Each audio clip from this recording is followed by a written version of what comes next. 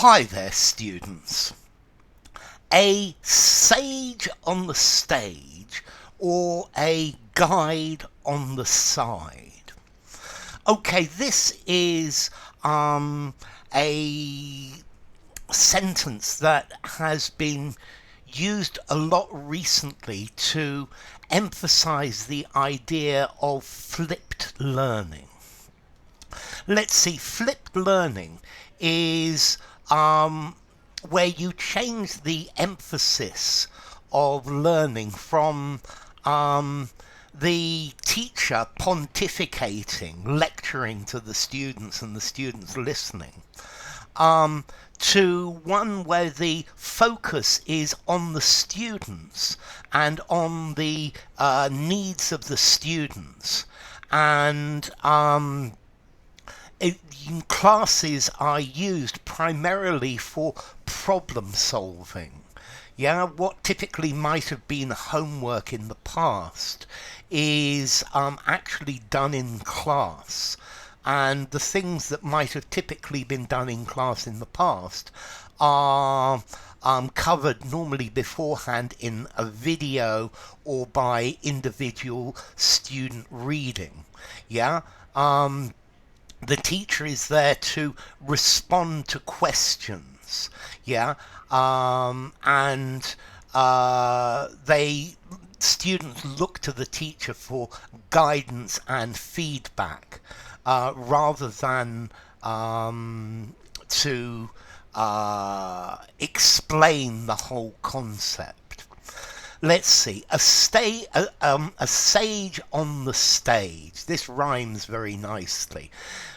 This is somebody who gets up and gives a lecture in front of lots of people. I think all of my life I've been taught in this way, where someone gets up and they talk to you about what you need to know, and they explain it and they show it to you.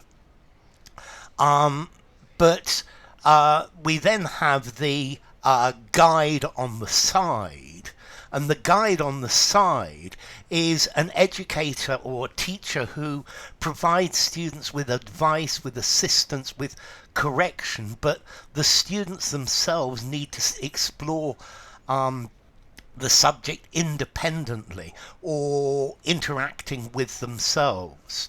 So typically for this sort of class, the teacher might make a video like this one, and tell the students to watch the video and do their own independent research about flipped learning. And then I think I would probably then tell students to make their own video like this, explaining the difference between the sage on the stage, the wise person on the stage in the theatre talking to everybody, and giving their wise answers. I would get the students to make a video about this flipped learning and the difference between these two things. I think then when students come to class, I think I would put them in groups and get them to evaluate the videos made by each other, put them in maybe pairs or groups of three, evaluating each other's videos. And then as a teacher I would be there in the class to help them with their evaluations, with any questions they might have, with any things that they're not sure of. So like that, I would be the guide on the side, giving assistance, giving correction, trying to show them where their mistakes are. But this sage on the stage, as opposed or a guide on the side, this is talking about flipped learning. Flipped learning, I guess, is one of these. Is a type of blended learning. You're getting students to learn about a subject on their own. For example, I'm not a fan of teaching grammar. I think there are some really good grammar books out there. And I think students should learn everything that's in Murphy's grammar book, in the grammar book by Raymond Murphy. Then, if they've got any questions, come to me and say, "I don't understand this with the present perfect. Could you help me with this?" And then that's a very different thing. Yeah. Because like that, I'm helping with specific problems. I like to get students to talk and to make mistakes, and then when they make mistakes, I explain the mistakes they've made. And like that, the focus is on the student producing. I think also in class, for me, the most important thing is that the student speaks in class more than the teacher. Yeah, in the traditional class, the teacher speaks 90% of the time and the student 10. I would like it the other way around, where the teacher speaks 10% of the time and the student speaks 90% of the time. Because I think this is much more useful for the student. They're actually doing what they are trying to learn. They are practicing it, and in my opinion, practice makes perfect. Practice is what is the most important thing in the learning process.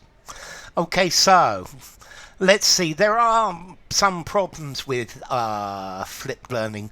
For example, I think if you have a very large number of students, if you've got one teacher and 500 students or 1,000 students, flipped learning is not possible. Yeah, you need to be a sage on the stage and stand up and talk to everyone and tell them what to do.